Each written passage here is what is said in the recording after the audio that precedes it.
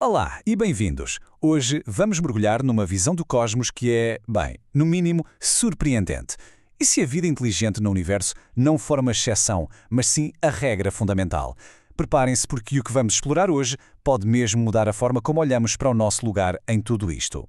É a pergunta de sempre, não é? Aquela que surge sempre que olhamos para um céu estrelado.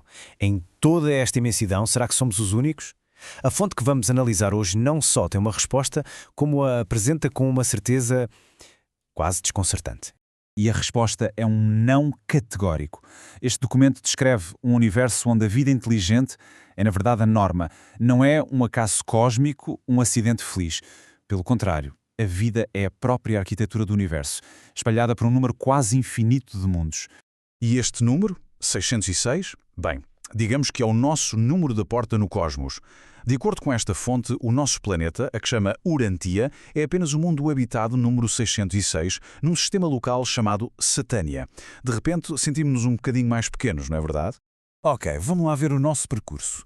Primeiro, vamos tentar perceber a escala disto tudo. Depois, como é que a vida é plantada, quase como num jardim. A seguir, que formas incríveis pode assumir. E sim, vamos falar de vida sem ar. E por fim, qual é o propósito que une tudo isto? Parece interessante? Vamos a isso. Vamos começar pela escala. E preparem-se, porque os números aqui desafiam um pouco a imaginação. Reparem nisto, só o nosso cantinho do universo, Satânia, já tem 619 planetas com vida. E atenção, o projeto ainda não está completo, há espaço para quase 1000.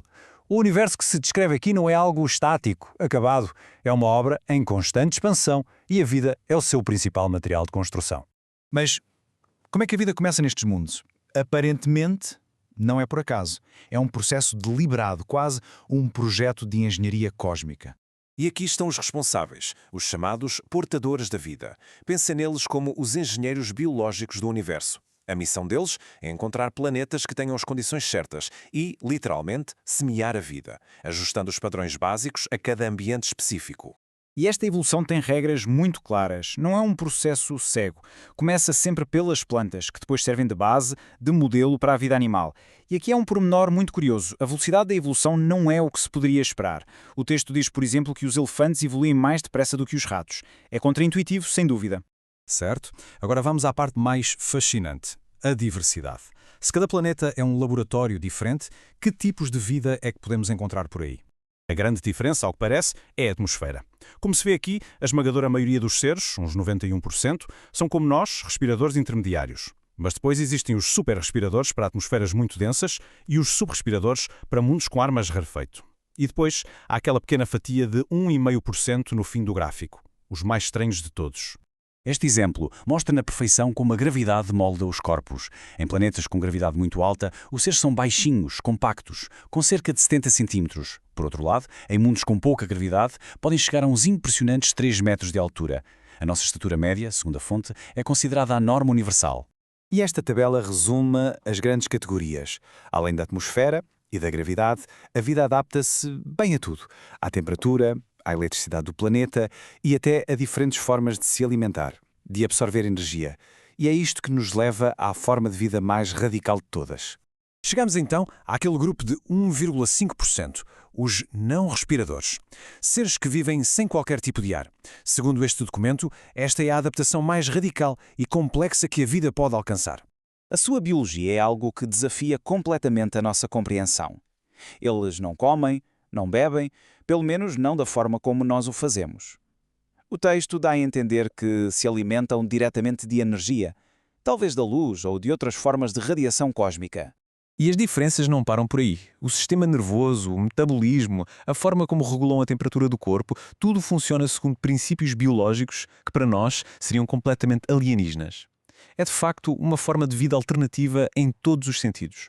E o sítio onde vivem é perigoso. Sem atmosfera para os proteger, os seus mundos são alvos constantes de meteoros. A sua sobrevivência depende de uma tecnologia muito avançada, como escudos de energia que os protegem tanto dos impactos como de violentas tempestades elétricas. Mas por baixo de toda esta incrível diversidade física, o documento revela algo ainda mais surpreendente: um propósito comum. Uma espécie de espinha dorsal espiritual que une todos os seres inteligentes em todos os mundos. Apesar de todas as diferenças, os seres inteligentes partilham traços absolutamente fundamentais. São todos bípedes, organizam-se em famílias e, curiosamente, evoluem através de um ciclo de 6 raças de cor que se vão misturando ao longo do tempo. Mas o mais importante de tudo é que todos têm o dom da mente e partilham a mesma jornada de crescimento espiritual. E aqui está, talvez, a ideia central de tudo isto. A vida mortal não é o fim da linha. É apenas o começo. É como uma escola cósmica, um campo de treino desenhado para preparar a consciência para outros níveis de existência. O objetivo final?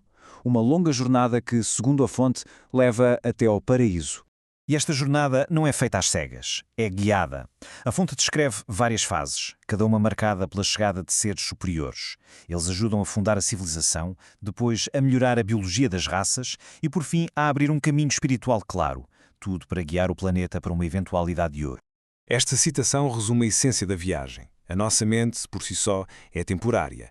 A nossa identidade só se torna eterna através de uma escolha, a de nos alinharmos com o fragmento de espírito imortal que supostamente habita em nós.